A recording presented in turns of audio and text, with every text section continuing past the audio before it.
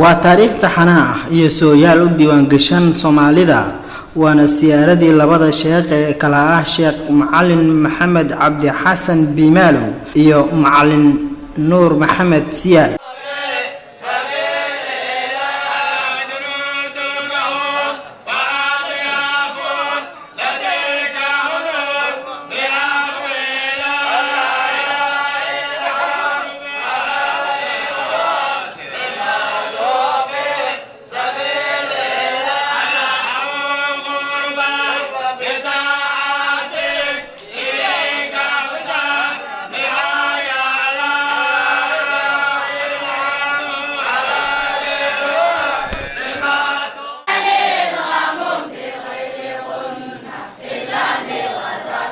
waxaan joognaa mawlaca Macallin Nuur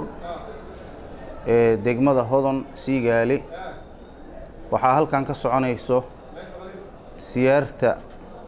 siyaaratu shaykhayn Macallin Maxamed Cabdi Xasan Macallin Bimaalow iyo tilmiidkiisii أو معلم نور محمد سياد نفعنا الله بعلومهما ورحمهم الله سبحانه وتعالى وأسكنهم الله في دار القرار مركع سيارتا وسيارتي لحدن يشنات نوع عيضة لحدن يشن سنة أي سعطي سيارتان waxay soo bilaabatay 1953 ay soo bilaabatay maantana waa 2018 waaye sida darteeda waxay noqonaysaa 65 sano ay soconaysaa siyaartan waxaa bilaabay sheekheeni weynay aw Macallin Nuur ayaa bilaabay oo maxaa la dhahaa ruuxa siyaartan xilli dheer soo waday marka siyaarta aw Macallin Nuur wuxuu siyaartan waday oo sheekhiisa oo maaragtay sidaan oo kale u siyaaranayay muddo 56 sano ah 56 sano ayuu sheekheena aw Macallin Nuur oo siyaartan waday iyadoo soo mareysay heerba xaaladdu sida ay tahay marba soo mareysay sheekheena aw Macallin Nuur khayr Allah siiyo wuxuu noo sheegay inuu ku bilaabay hilib yar iyo oo maaragtay oo suuqa ka soo kiileeyay inuu siyaarta sheekhiisa ku bilaabay ka bacdina hadda sanadkii dhawaa oo u dambeeyay waxaa maaragtay ilaahay dartiis loogu gowracay halkan geel xool ariga iska dhaafay geel gaaraya adiga 95 ilaa 100 heer intaas gaaray marka sanadkaana inay ka sii badato ayaa loo maleynayaa labadan sheekh ayaa lagu xusuustaa faafinta diinta islaamka iyo soo saaridda jiil u adeega diinta islaamka waxaana ay qayb ka yihiin culimada farakutiriska ah ee Soomaalidu ay ku faanto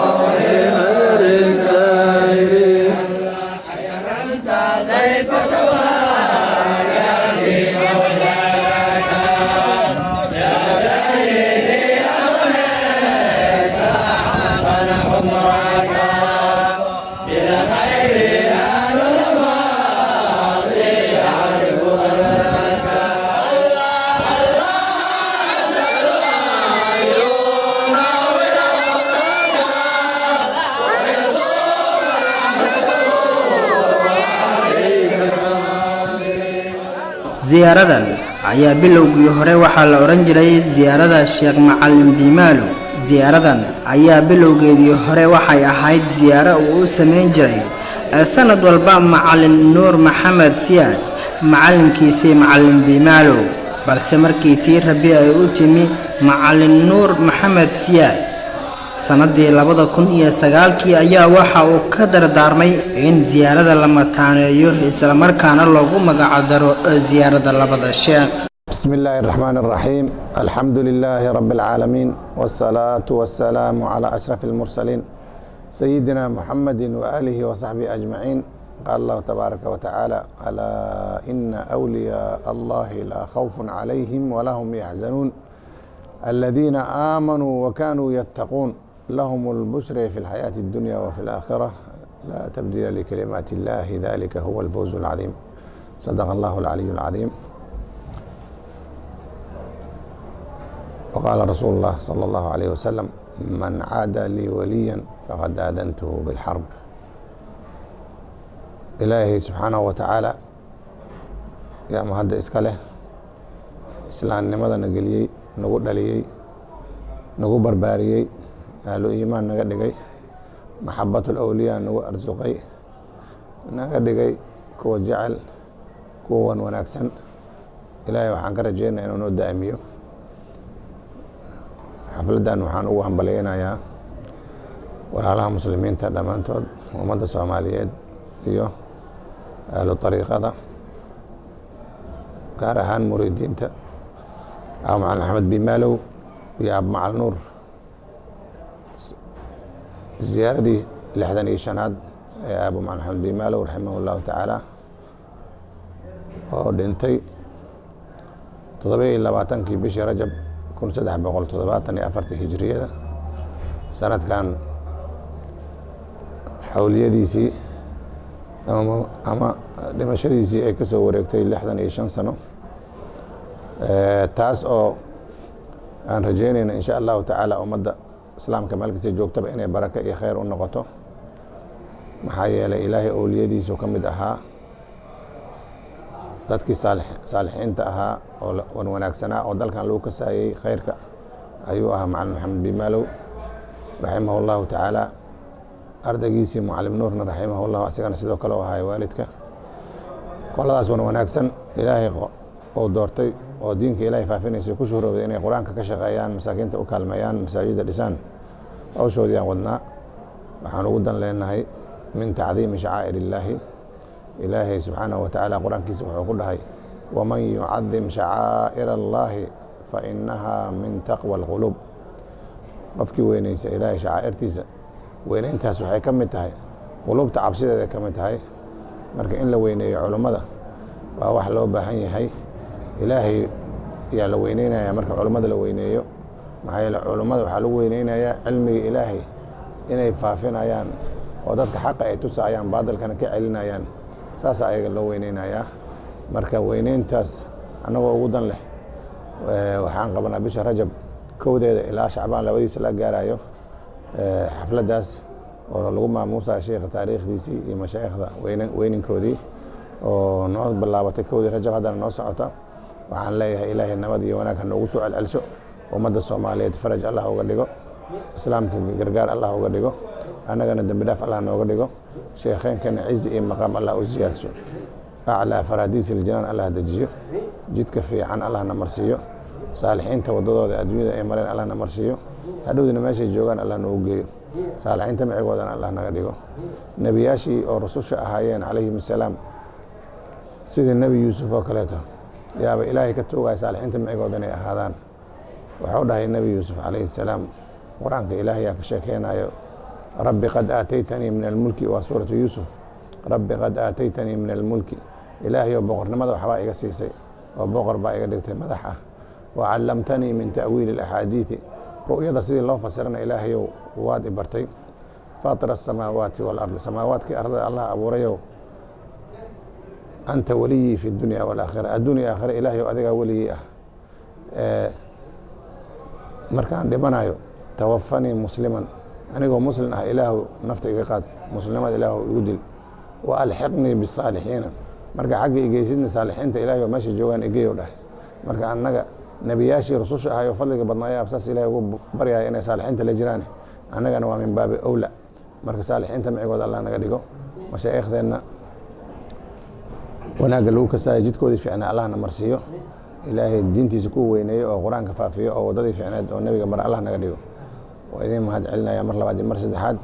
nabad iyo khayr iyo barwaaqo ziyaarta inay noogu dhammaata ilahay ka rajeyna inaan ka baryaynaa wasalaatu wasalaam calaa rasuuli sal allahu alayhi wasalam wacalaykum assalaam waraxmat ullahi wabarakaatu waa kulan diimeed bulshada soomaaliyeed sanadkiiba mar xilligan oo kale ay xusaan waxaana ka soo qaybgala qaybaha kala duwan ee bulshada macalin nuur maxamed siyaad ayaa dhashay sanadkii 1921 waxaana lagu xusuustaa soo saaridda jiil u adeega diinta islaamka iyo culimo diin fara badan oo ka soo aflaxay mawlaca macalin nuur sheekheena oo macalin nuur khayr allah siiyo wuxuu dhashay 1921 ayuu dhalayay waxaana ilaahay uu oofsaday 2009 inta muddadaas wuxuu ku dhex jiray markii uu soo tararucay oo xoogaa soo kobcay diinta islaamka fidinteeda ayuu ku dhex jiray khayraadkan tirada badan leh oo aad ka u wanaagsan ayaana laga dhaxlay markii ilaahay subxaanahu wa tacaala uu oofsaday sheekheena abu macalin nuur siyaarta waxaa loo bixiyey ziyaaratu shaykhayn ayaa loo bixiyey magacaasay qaadatay markii hore waxay ahaan jirtay siyaarada macalin biimaalow ayaa la dhihi jiray inta abu macalin nuur uu noolaa laakiin kolkii ilaahay uu oofsaday abu macalin nuur 2009 xilligaas laga soo bilaabo labadii siyaaro shaykhaynka waa la isku daray labada sheekh siyaartooda waa la isku daray waxaana loo bixiyey ziyaaratu shaykhayn si arintaas xusuus wanaagsan ay uga samaysanto oo aan loo halmaamin khaliifkeena khaliif cabdulqaadir abu macalin nuur oo khaliifkeena ah sheekheena ah hadda isagoo mas'uuliyadda dhammaanteed haayo ayaa wuxuu qasiido maaragtay oo sheekheynka uu ku dejiyey wuxuu ku dhahiyey fa fii leylati اlisraa akhi zurhumaa macan takun naafidan lilcahdi bayna alakhaayiri walaa taltafit dacwa almaxabati naaqidan wasiyata shaykhi dac kalaama almuqaayiri macnaha sheekheena abu macalin nuur wuxuu ka dardaarmay in aan la siyaaro karin keligiis oo xataa kurbin bun ah xataa aan loo bixi karin keligiisa isagoo sheekhiisa uu ka baxsan yahay sidaa darteed sheekhayga ayaan ku dhex jiraa ayuu yidhi taas marka isagoo khaliifka uu sii adkaynayo wuxuu yidhi habeenka oo israha ayaa siyaarteedu dhacay israa walmicraaj habeenka 27 waaye fa fii leylati اlisraa habeenka oo israha akhii walaalkeeyow zurhuma labadooda siyaaro adigoo markaas waxaad noqonaysaa takun waxaad noqonaysaa qof oofiyey ballankii sheekhiisa ayaad noqonaysaa ha fiirin walaa taltafit ha fiirin dacwal maxabati jacaylka sheegashadiisa sheekhayga abu macalin nuur aan jecelaha kuwa dhahaayo hadalkooda ha fiirin marka waxa oo ha isku noqonin qof ballankii sheekha buriyey marka takun naaqidan marka waxaad noqonay haddii aadan wadada raacin sheekha uu ka ballamay abu macalin nuur ballantiisa haddaan la raacin qof oo ballantii buriyey ayaa la noqonayaa marka sidaa darteeda xilligaa laga soo bilaabo ziyaaratu shaykhayn ayaa siyaarta loo bixiyey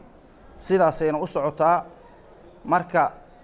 ilaa hadda siyaarta oo iyadoo siyaaratu shaykhayn labada sheekh siyaaradooda la dhaho waxay socotaa 9 sano ayay socotaa 9 sano ay soconaysaa marka waxa waaye siyaartan waxyaabaha faa'iidooyinka badan oo aad iyo aadka u badan oo ku dhex jira waxaa ka mid ah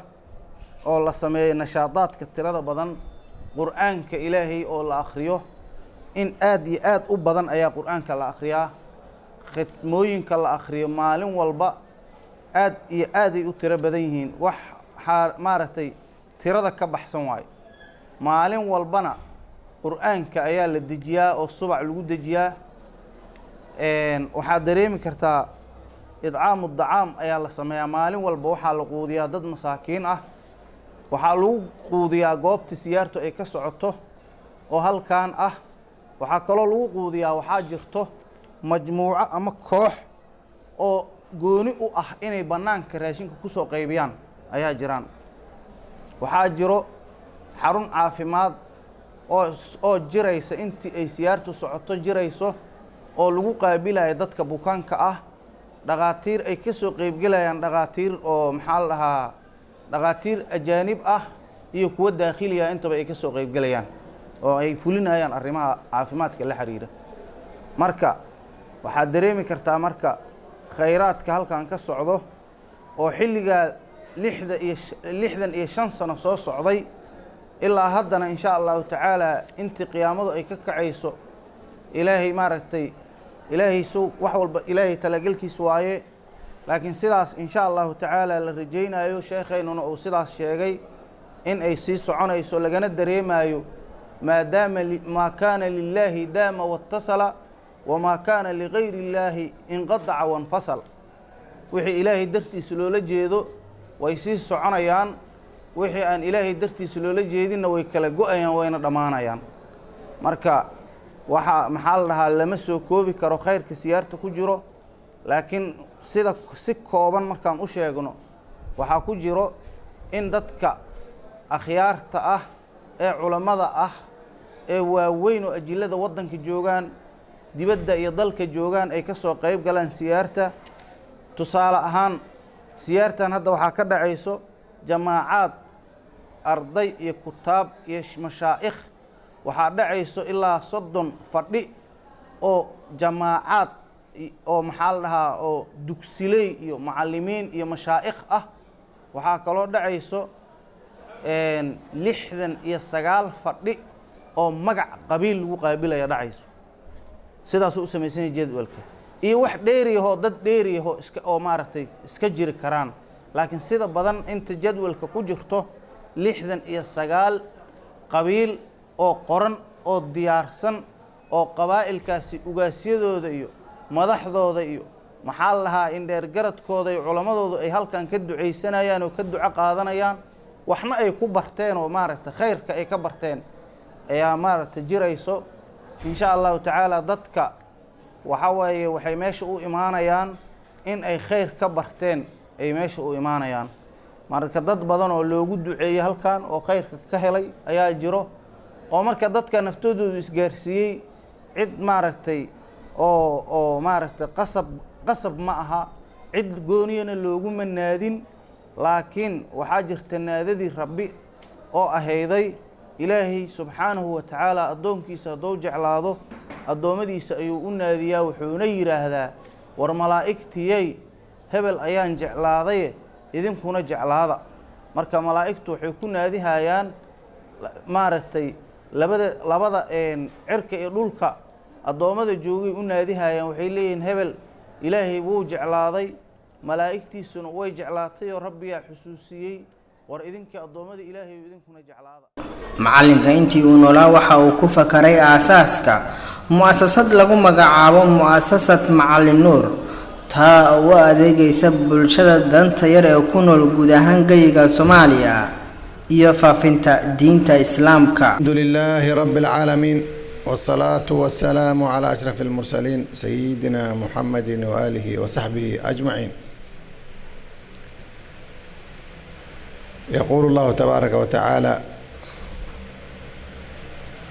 بسم الله الرحمن الرحيم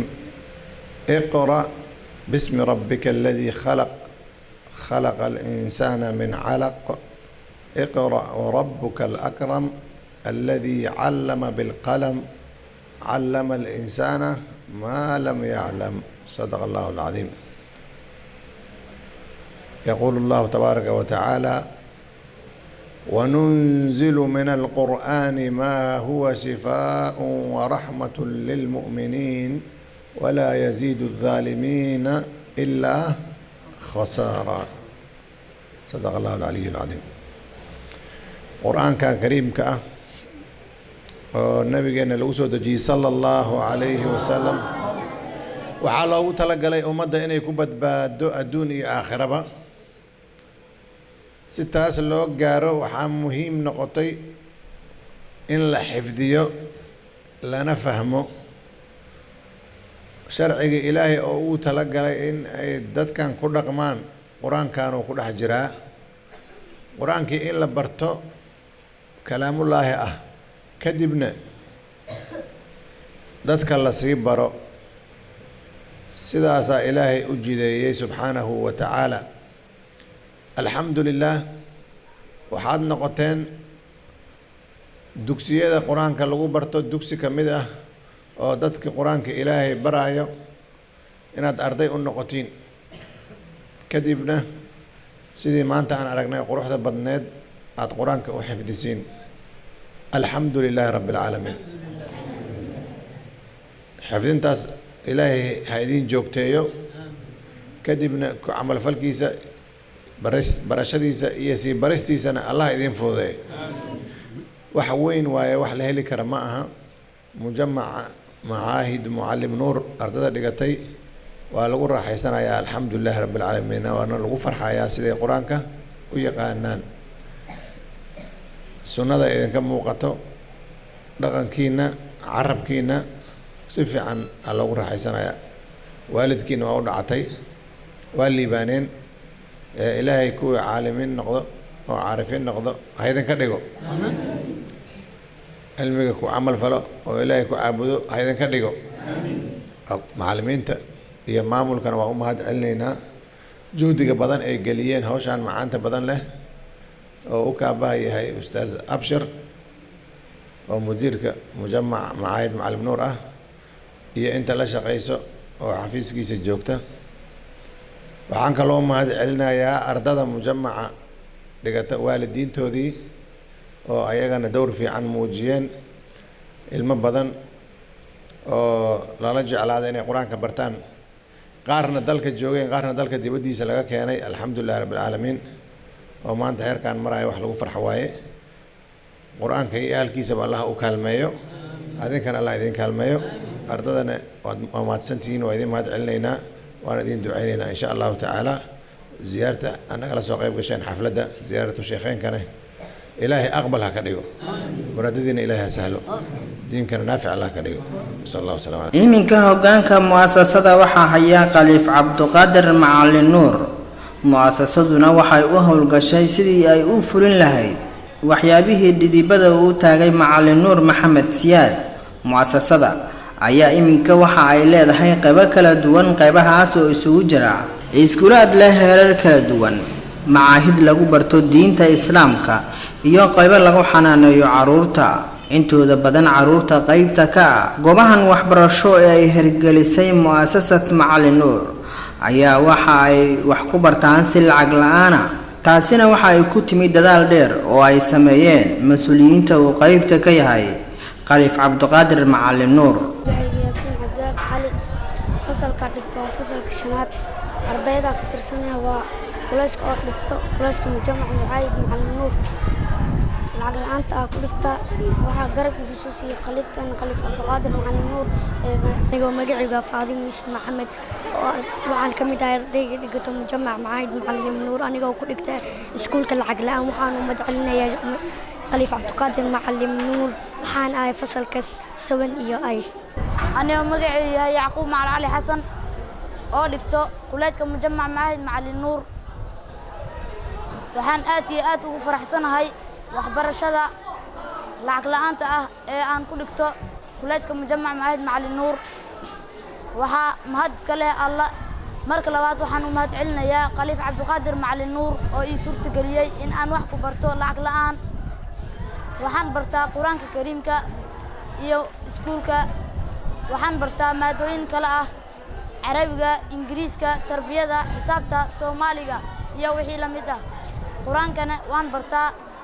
Majmac Macaahid Macalin Nuur waxa wax ka barta boqolaal arday. Ardadaasi waxa la baraa culum kala duwan sida uu sharaxayo Abshir Ahmed Haare oo ah maamulaha Majmac Macaahid Macalin Nuur. meesha waxa kamid tahay meelaha yaani raxmada Ilaahay ku dagayso سكفى من حديث النبي هاي ما اجتمع في بيت من بيوت الله يتلون كتاب الله ويدارسون بينه إلا نزل عليهم السكينة وغشيهم رحمة وحفظتم أولئك وذكرهم الله فيما عنده ومال يعني كولاج واي وحفري يعني الخليفة عبد القادر مع النور يعني أضاء الله عمره كولاج كاني وحفري هاي 6 سنة أو لا باللمن يفري هاي ومال لو تقلي لو ببادية يعني المها سكرية أو صوماليات كارهان مركا ومال يعني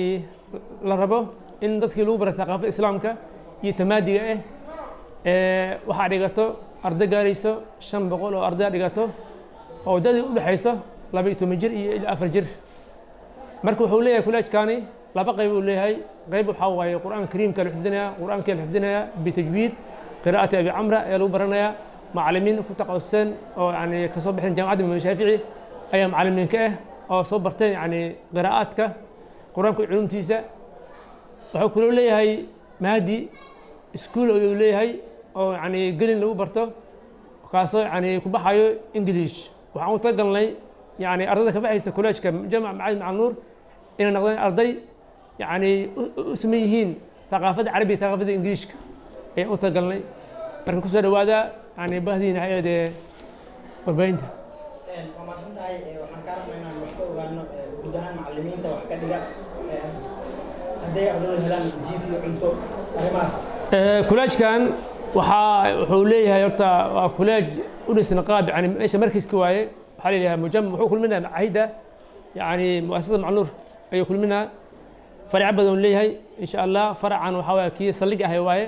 waxa tigi doontiin farac leeyahay xanaana arday u dhaxayso 4 jir ilaa u dhaxayso 7 jir xanaana waxa tigi doontiin meel kale oo isuul caadi nidaamiya oo ku yaal Madiina faracadu way badan yihiin bas meesha hadan waxaa ka shaqeyso macallimiin gaarayso 4 macallin oo quraanka kariimka arday barto ardaydu waxay leeyihiin qayb hooy sidoo kale saddexdoo waa yaraan sida wala shahay marka arimaas oo kulaajka waa laba barto waaye qayb waajifataa waxaan fasaxnaa maalinta khamiista 6 saac ayaan fasaxnaa waxay soo xaroodaan jimcaha galabtay soo xaroodaan kulaajka wuxuu shaqeeyaa 6 maalin oo shaqeeya sabti axad siniin talaado arbaco khamiis xataa khamiis waa shaqeynaa anaga marka maalinta khamiista ardaydaasi waa fasaxnaa bas ayaan leenahay baska lagu qaadaa jimca waa soo celinaa kuwaasi boodina la waajifa waaye kuwa waxaa jiraan oo yani oo maalin kasta aan keenno oo basaskan ku keenno hal saac soo galayaan subaxdii waxaan fasaxaynaa 12 saac galabti marka la eego waxbarashada goobaha kale ee waxbarashada ee ku yaala Muqdisho maxay kaga duwan tahay xaruntan xaruntan waxay ka duwan tahay xaruntan waxa waa ardayda joogto waa arday maalin habeen wax la baro waaye بينما يعني اسكولada ay yihiin ardayga oo soo galay gelin soo galay shafti kale xabad uu jiro mar isku jira bal isku jiro arday inta ku jiro waa arday koros waaye koros waxbarasho waaye arday yani rabo 4 sano inuu quraan ku xifdiyo quraanka culumtiisa yani kutubta qaarkood ila dusar ardaygi soo meesha ka baxay wuxuu noqonayaa arday ka dhisan thaqaafada islaamka iyo thaqaafada maadiga wuxuu noqonayaa xiriirka aad leedahay waalidiinta wadkooda wax bartaan وسؤال مهم وايه يعني طبعا يعني هذه ماشي قوب تعليم waxaa waajib yani waalidka iyo ragga murabbiinta in xir leeyihiin xirwiina leenahay markaas bil kasta waxaan u yeernaa waalidka oo wacnaa si aan u darasiino ardaygiisa masaafado jaray hadii quraanka uu u fiican yahay yani maadiga yani ardayga bil kasta xiriir la dhaxeeyo anaga iyo waalidka dhanka kale mujammac macaahid macallin nuur waxaa qayb ka qaybo lagu barto quraanka kariimka ardadana lagu xifdisiyo minash shaytaanir rajiim a'uudu billahi minash shaytaanir rajiim bismillahir rahmanir rahiim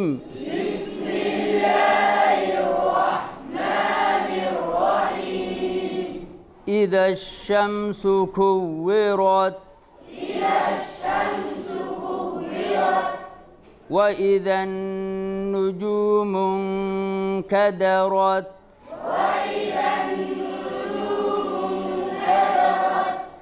وإذا الجبال سيرت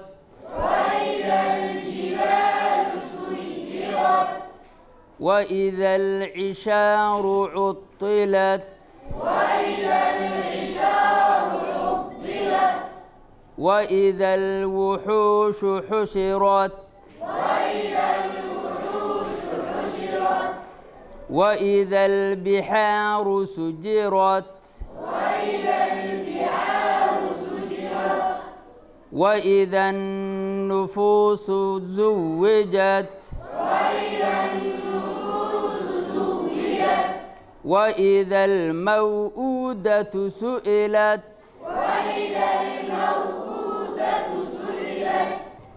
اللهم صل على سيدنا محمد وعلى آله وصحبه وسلم.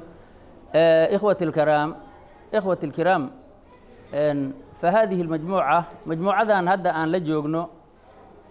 waxay ka mid tahay majmuucooyinka qur'aanka xifdintiisa khaaska u ah ee ka tirsan mujamaca macaahid mucallim nuur oo hoos tago mu'assasada mucallim nuur. majmuucadan aad arkaysiin magaceeda waxaa la yidhaahdaa abu cubayda caamir ibn aljaraax. waxay khaas ku sii yihiin inay qur'aanka kutubka ilaahay ay si fiican u xifdiyaan oo ay ku bartaan yacni tajwiidka iyo tartiilka iyo sidii ilaahay uu soo dejiyey ay u bartaan. dhammaan waa loo wada bartaa, laakiin kuwan majmuucadan waxay u tahay si khaas ah. majmuucadan waxay ka mid tahay majmuucooyinka loogu tafadulay minxada loogu tafadulay oo minxa wax lagu baro, minxa baa wax lagu baraa. waxaa kafaalo qaaday asheekh alkhaliif cabdulqaadir mucallim nuur maxamed ziyaad oo ah ra'iiska mu'assasada mucallim nuur. sida la wada ogyahay mujamacaanne asiga ayaa ta'siisiyey, asaa aas-aasay, asiga ayaa dacmiyo,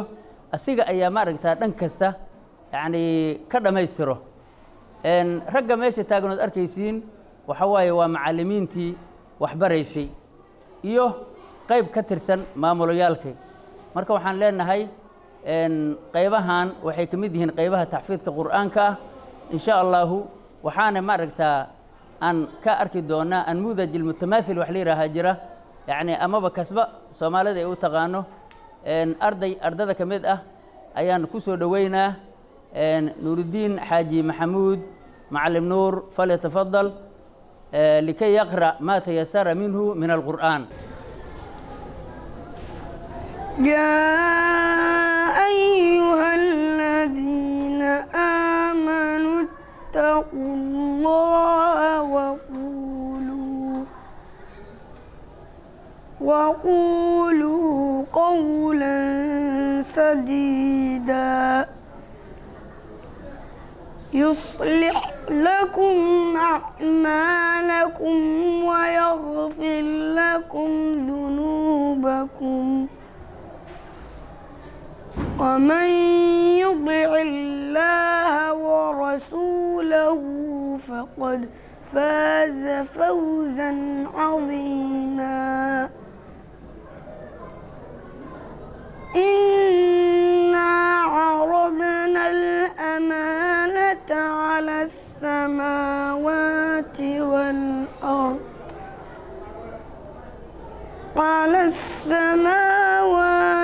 والأرض والجبال فأبين أن يحملنها وأشفقن منها وحملها الإنسان إنه كان ظلوما جهولا. ليعذب الله المنافقين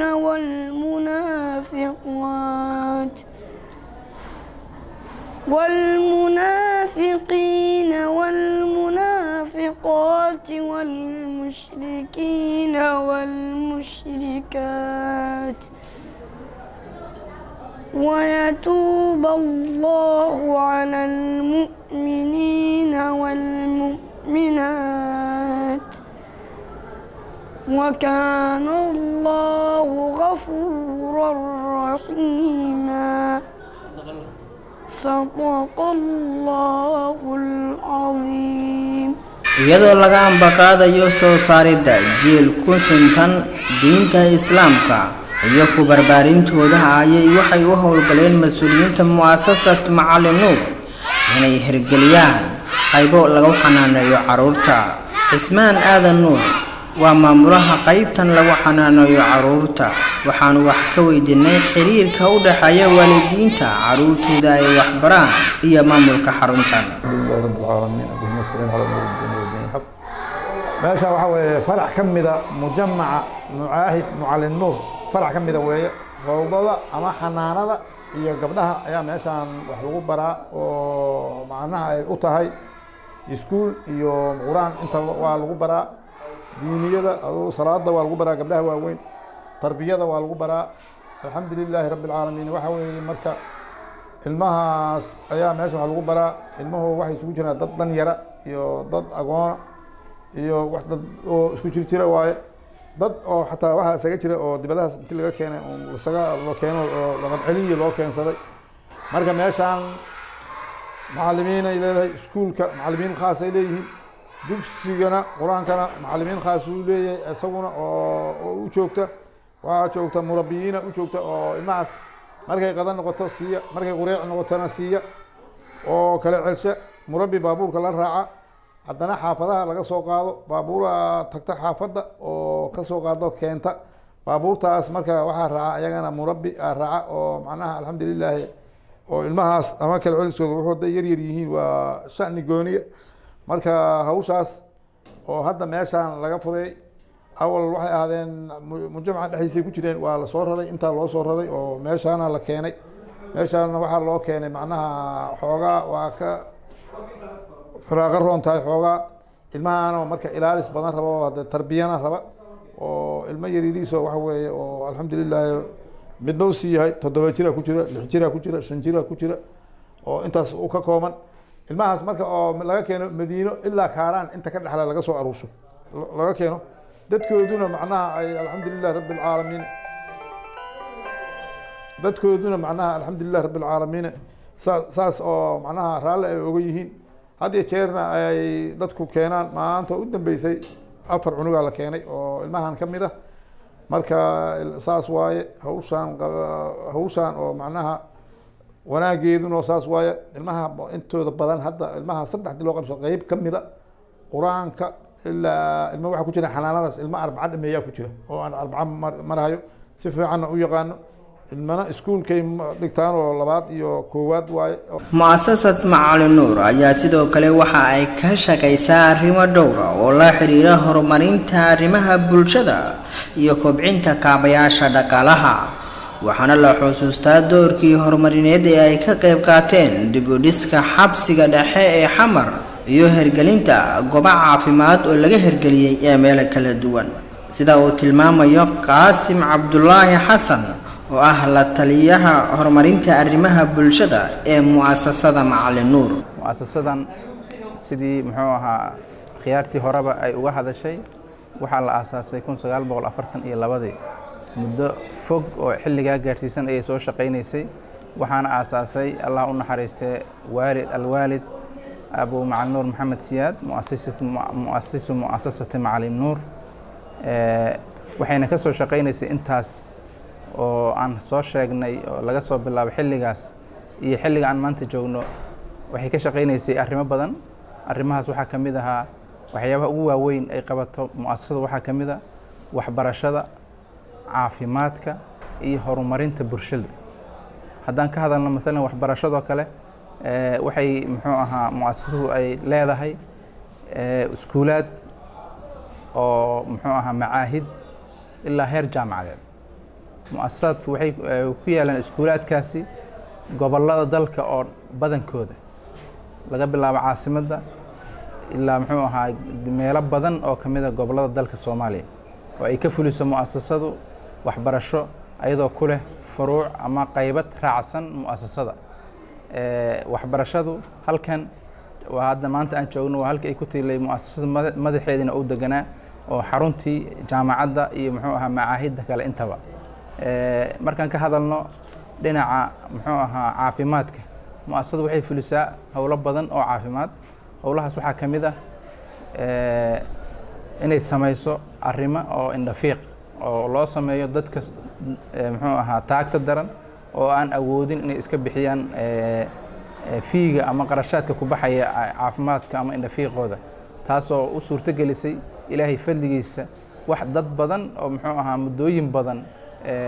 la noolaa aragti la'aan inay muxuu ahaa dunida dib u arkeen. taasna ay sabab u noqotay mu'asasada Macalim Nuur, allah u naxariistay, ilaahayna ka raali noqday. waxay kale qabataa qaliimada iyo muxuu ahaa dadka oo aan ayagu iska bixi karin arrimaha muxuu ahaa amaliyaadka, si ay muxuu ahaa ugu suurto gasho inay dadkaas masaakiinta ay isku daaweyn karaan isbitaallada aysan ayagu qarashkooda iska bixi karin. waxay kale qabataa waxyaabo badan oo la xiriira dhinaca caafimaadka, arrimaha horumarinta. saan sheegnay wax kasto muxuu ahaa oo horumar ku saabsan mu'asasadu qayb ayay ka qabataa. saan soo sheegnay waxbarashadu waa horumar, caafimaadku waa horumar. muxuu ahaa waxay samaysaa oo kale ceelal ayay ka qodaa muxuu ahaa deegaanada miyiga oo ay degan yihiin dadka masaakiinta ah oo muxuu ahaa aan qodo karin, biyo la'aantana ku nool, inay say u helaan biyo oo muxuu ahaa ay dadka iyo dunyaduba ay ku noolaadaan. waxay kaloo samaysaad ogtihiinba mu'asasada Macalim Nuur waxay dhistay oo dayactirtay xarunta muxuu ahaa xabsiga dhexe oo aad ogtihiin dad ay ku dhiman jireen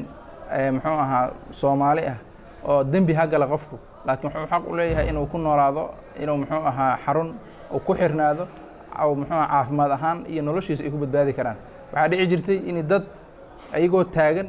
inta dhacaan nolosha ay ku waayaan, ay ku dhintaan sabab la xiriira muxuu ahaa arrinta oo xabsiga oo aad ciriiri u ahayd.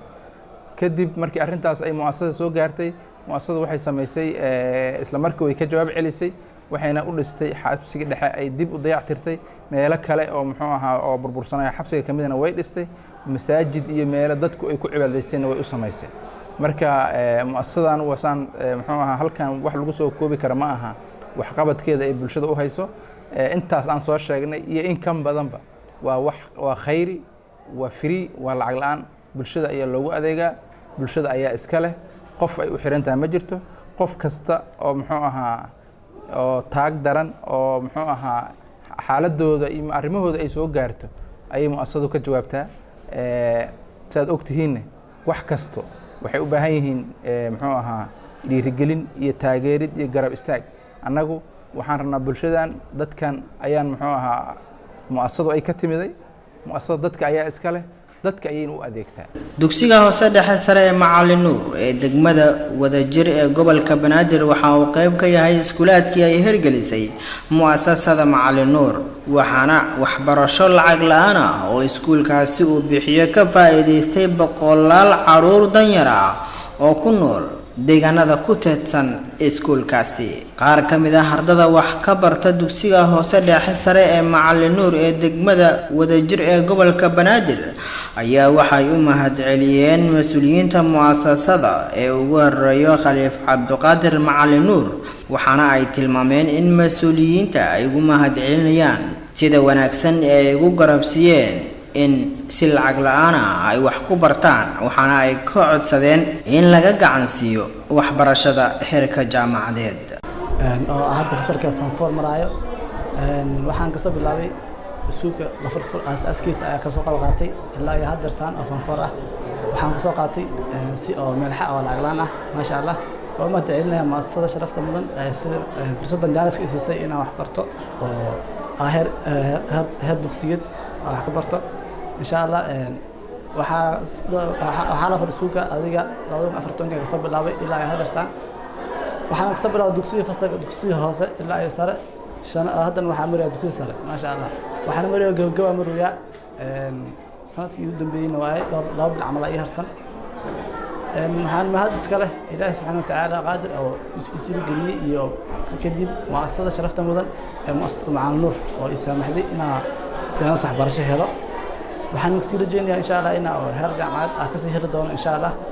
marka waxaan kala jeenayaa in maasada dhinaca jaamacad heli karo inay siiso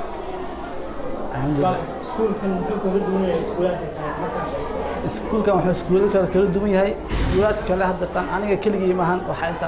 milxa ku dhigto waxaa jirta dhowr arday kale oo milxa ah si lacag la'aan wax ku barato oo arday qaar agoon yihiin qaarna ay dad iska dawaadarsan yihiin oo iskuulaad kalena macnaha waxay kala duwan yahay waxay tahay iskuulaad kale si milxa wax kuma bixiyaan oo mar walba waxay ka harbaan lacag iyo barnaamijyadaas laakiin kan wixii oo adiga oo agoon ah si gooni iyo walaal macaamila oo milxa ah wixii oo sheeg dadka iska taag daran ayagana milxa qaar ay ku dhigtaan marka intaas oo ku duwan yahay masha Allah. okay maxaad ku dhiiray mas'uuliyiinta muassasada iyo maamulka iskuulka maxaa ku dhiiray kale tusaale ma ku biirinayso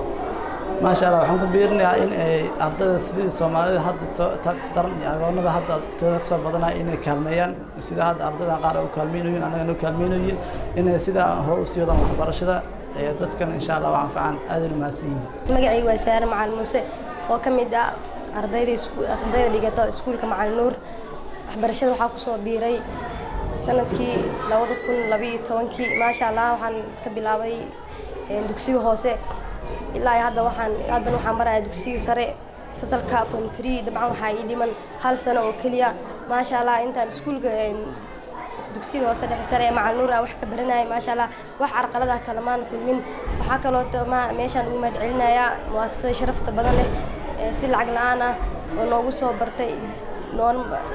bartay haddana heerkaan taagana iyadana soo gaarsiisay waxaan kaloo u mahadcelinayaa maamulka iyo macallimiinta iskuulka Macalin Nuur. okay waa gartay ka waran iskuulka waxbarashadiisa ka waran maasha Allah iskuulka waxbarashadiisa 100% ayaan oran lahaa.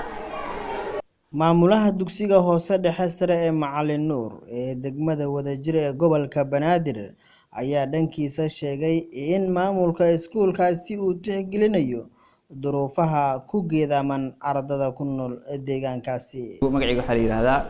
Abshir Ismaan Gurey waxaan ahay maamulaha dugsiga hoose dhexe iyo sare ee Macalin Nuur. iskuulka hoose iyo dhexe iyo sare ee Macalin Nuur ku yaala degmada Dharkeynley waxa uu ka tirsan yahay dalada Seef ayuu ka tirsan yahay. iskuulka subax iyo galab ayuu shaqeeyaa dugsiga hoose dhexe sare ayuu leeyahay. waxaa jirtay ayadana qayb kale oo dhigan jirtay khamiista iyo jimcaha dhigan jirtay oo dad waaweyn macallimiin dugsi u badan ama dad shaqaysto xilliyada kale oo aan fursad heli karin u badan oo khamiista iyo jimcaha fursadaas uga faa'iideynay oo dhigan jiray iskuulka.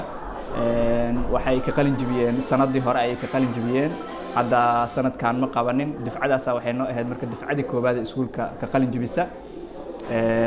haddeertaan iskuulka waxa uu leeyahay fasalka form 4 ilaa kooxda koobaadka fasalka koobaad ilaa form 4 uu leeyahay. dugsiga hoose wuxuu ku baxaa luqadda carabiga ayuu ku baxaa.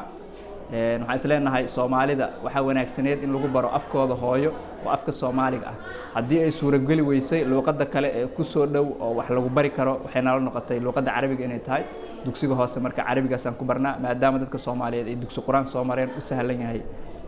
carabigaas u sahlan yahay. dugsi dhexe markay gaaraan waxaan sameynaa maadooyinka qaar aan ka bedelnaa English aan ka dhignaa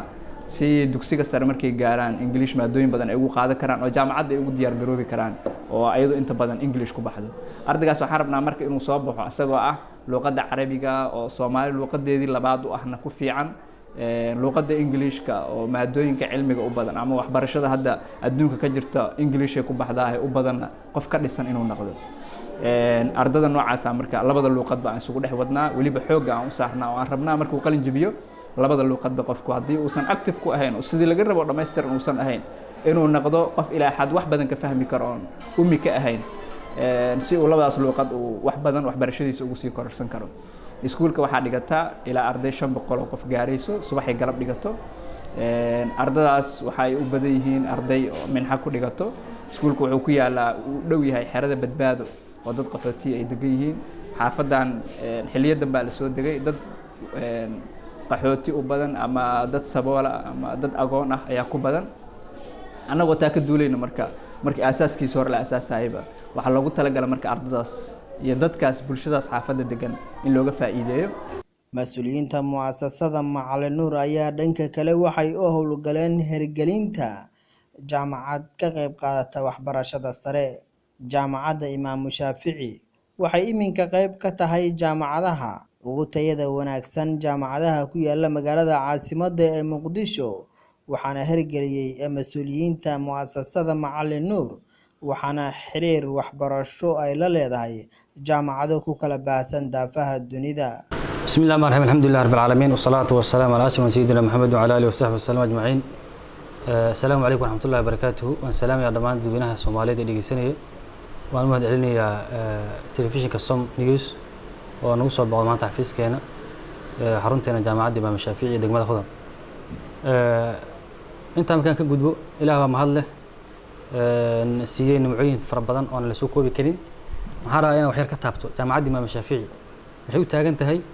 maxay isugu duwan tahay jaamacadaha tirada badan oo wadan ku yaal ama magaalada Muqdisho tan ku yaal. jaamacadan Imaam Shaafici magacaas maxay ku qaatay dad badan waxa la is weydiiyeen sababta ay u doorteen magaca Imaam Shaafici maxay tahay. magacaas waxaan u doornay dadkeena Soomaaliyeed oo ognahay inay haystaan madhabta imaamkeenu inay Imaam Shaafici oo Soomaalidu uu aad ugu xildheer yahay imaamkaas Shaafici madhabka Shaaficiyada gaar ahaan al-Imaam Shaafici rahimahullahu ta'ala oo kamid ah aimada afar tahay oo cilmigan fiqiga iyo culumta islaamka laga dhaxlay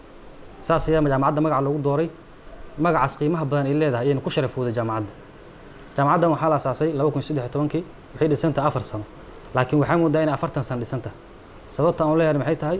horumarkii ay gaartay iyo tallaabooyinka hore socodka ay qaaday oo wali aysan qaadin kuwii ku horreeyay qaar badan oo kamid ah jaamacaddan markii si kale loo fiirsho waxaa la dhihi karaa waxay aasaasantay dhisantahay ilaa 1940 oo jaamacadda aasaasoo furay mu'asasada Macallin Nuur oo shaqeynaysay waxbarashada iyo howleeda ka shaqeynaysay tan 1940 markii uu macallinku bilaabay Macallin Nuur Allah u naxariistay wadanka laga wada yaqaano howlaha wax qabashada ummadda gargaaridda tacliinta waxbarashada quraanka oo kun dugsi ka badan lagu yeeyo dhisay iyo boqolaal masaajida 1940 iyo 1942 labaas mid bay ahayd taariikhda si dhab u xasuustaa 42 ayadana jeclahay inta magan ka gudbo jaamacaddan waxa lagu yaqaan laba shay labada shay lagu yaqaan waxay tahay inuu maanta ugu sii doodaan rabo waxa la yiraahdaa farxad iyo faan maxay kala yihiin farxad waxa waaye arday ka soo jaamacaddan soo gal inuu faraxsanaado ayuu ka shaqeeyaa maamulka jaamacadda oo arday qanacsan oo faraxsan oo habi oo jaamacadda u soo xiiso noqdo sababta maxay ku imaan kartaa taas macaamilo wanaagsan soo dhaweyn wanaagsan la dhaqan wanaagsan oo waxa la yiraahdaa saddex geesoodka qancinta macaamiisha waa qiimo macquula tayo wanaagsan iyo macaamilo wanaagsan anaga macaamilada aad aan u dadaalnaa waxay noo tahay very important saas waxay ku noqonaysaa inuu ardaygu noqdo aad iyo aad muhiim noogu tahay taas maxay dhalinaysaa inuu ardaygu noqdo arday qanacsan oo faraxsan taas marka farxad waay mid kale faan maxay tahay ardayga jaamacadda ka qalin jabiyaa oo ka dhamaada inuu faraxsanaado oo ku faraxsanaado inuu sheegto jaamacadda Imaam Shaafici ka soo baxo sababtan maxay tahay taas maxay ku imaanaysaa tayo wanaagsan ku imaanaysaa idan ardaygu inuu faraxsanaado maxay ku imaanaysaa macaamil wanaagsan inuu ku faano jaamacadiisa ee faan u noqoto ku xishoon inuu sheegto oo meel kasta ku sumcad uga helo wuxuu imaan kartaa tayo wanaagsan tayadan waa la yaqaanaa jaamacadda Imaam Shaafici maaha mid laga soo gala dariishadii looga baxo albaabka looga baxo waxa laga soo gala albaabka ayaan looga baxaa taas ula jeedo wax wanaagsan iyo tayo wanaagsan iyo waxa uu maasaa macallimiin wanaagsan iyo manhaj wanaagsan oo hal dhinac u soconayo oo la laab iyo kabood iyo laab la kac ku dhisnayn